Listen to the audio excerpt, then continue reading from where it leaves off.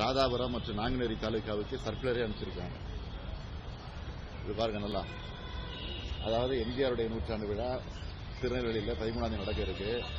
அந்த விழாவுக்கு உங்களுடைய வாகனங்களை 12ஆம் தேதியே முழு தகுதியோடு ஓட்டுநர் மற்றும் உதவியாளரோடு தயார் நிலையில் வைத்திருக்க வேண்டும் என்று கேட்டுக் கொள்ளப்படுகிறார்கள் ஒரு சர்க்குலர். அதே மாதிரி கடந்த 9ஆம் தேதி தேனியில ஒரு விழா நடத்தியிருக்காங்க. அதாவது நேற்றுக்கு விழா நேற்று தேனியில அந்த விழாவுக்கு தேனி மாவட்டம் ஆட்சித்தலைவருடைய அறிவுரைப்படி அனைத்து அரசு உதவி பெறும் மற்றும் மெட்ரிக் உயர்நிலைப் பள்ளிகளுக்கு விடுமுறை அறிவிச்சிருக்கிறாங்க.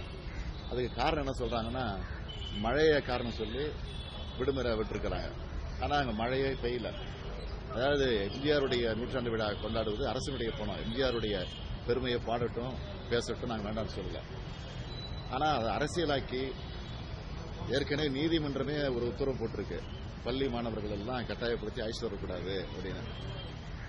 ஆனா அதையும் மீறி இன்னைக்கு இந்த ஆட்சியில் இப்படி நடந்துகிட்டு இருக்கு. எங்க பார்த்தாலும் மழையும் பயிர்கள் சேதமடைஞ்சிருக்கு, மக்கள் பல தொல்லைகள் ஆளாகி இருக்கிறாங்க. அதை பத்திலாம் இப்ப இருக்கக்கூடிய இந்த ஆட்சி கவலைப்படல.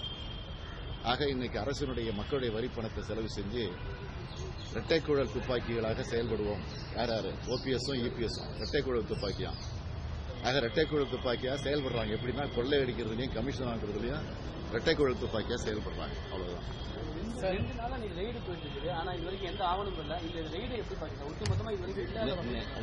இதை பத்தி நான் கமெண்ட்ஸ் எதுவும் கொடுக்க விரும்பல. நேற்றைக்கு நான் தெளிவா சொல்லியிருக்கிறேன். ஒரு பெரிய பட்டியலை படிச்சு காமிச்சேன், உங்ககிட்ட தான் படிச்சு காமிச்சேன். அதெல்லாம் என்ன ஆச்சு, அதுக்கு என்ன நடவடிக்கை எடுத்திருக்கிறாங்க, அதுக்கு என்ன பதில் சொல்ல போறாங்க, அதெல்லாம் முதல்ல சொல்லட்டும். அதுக்கப்புறம் தமிழர்கள் 40 பேர் கைது செய்யப்பட்டிருக்காங்க சார் இன்னைக்கு.